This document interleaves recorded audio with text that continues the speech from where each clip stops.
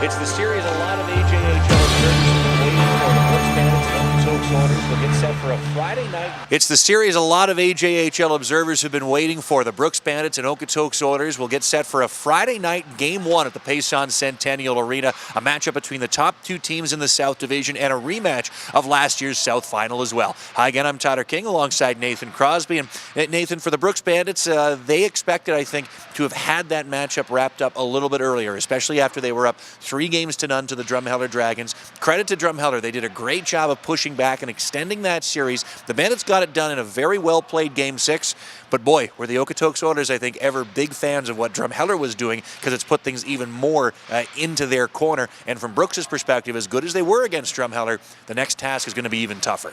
Considering Okotoks had a bye in the first round and then took care of the Camrose Kodiaks in 4 games, albeit it sounded like they were close games against the Kodiaks. They still haven't played a lot of hockey in the last few weeks, and so they're definitely a well-rested team. And yeah, you have to think that they were pretty enthusiastic to see that the Dragons were able to push the Bandits to a 6th game, especially when it looked like in Game 5 at home here in Brooks, the Bandits were going to wrap up the series. And as you said, credit the Dragons for forcing that Game 6, but also credit the Bandits for wrapping things up in Drumheller in front of a great crowd on Sunday afternoon.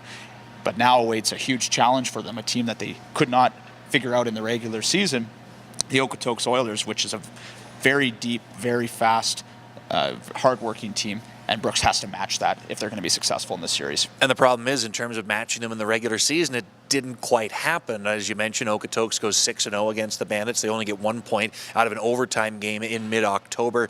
Special teams, to me, are what jump out, and there are a lot of other stats we can rhyme off about those 6 games, but the Bandits' power play against Okotoks was 9.1%, and it was just 12% against Drumheller in the last playoff series. So if it can break through and start to produce, that could be a big difference maker.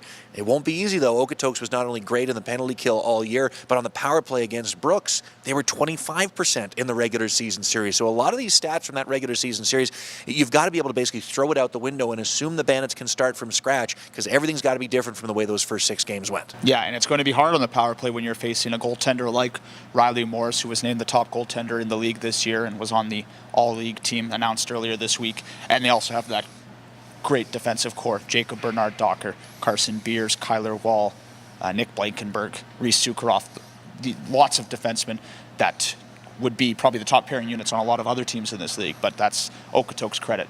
They're deep there. And it's going to be big with Brooks to see if Brandon Scanlon, what his health is at, if he's able to return to play. He played the first 2 games of the Drumheller series, didn't play the rest of it.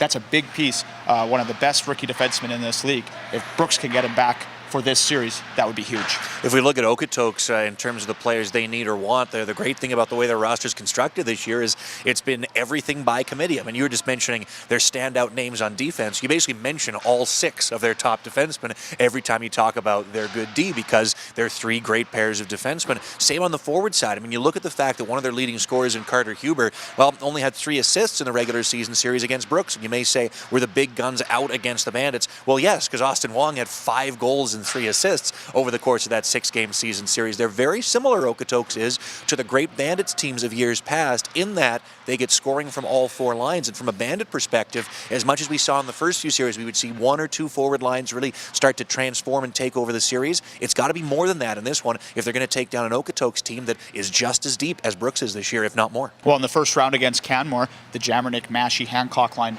really stood out for the Bandits, and then in the second round against Drumheller, it was the top line of Hamry, Jean, and Guerin that was able to produce a lot of points. And if you're going to match Okotoks, it can't just be one line. It has to be your 4 lines going. I thought the Tice, Vachon, Plessis line played really well in Game 6, had that goal 11 seconds in.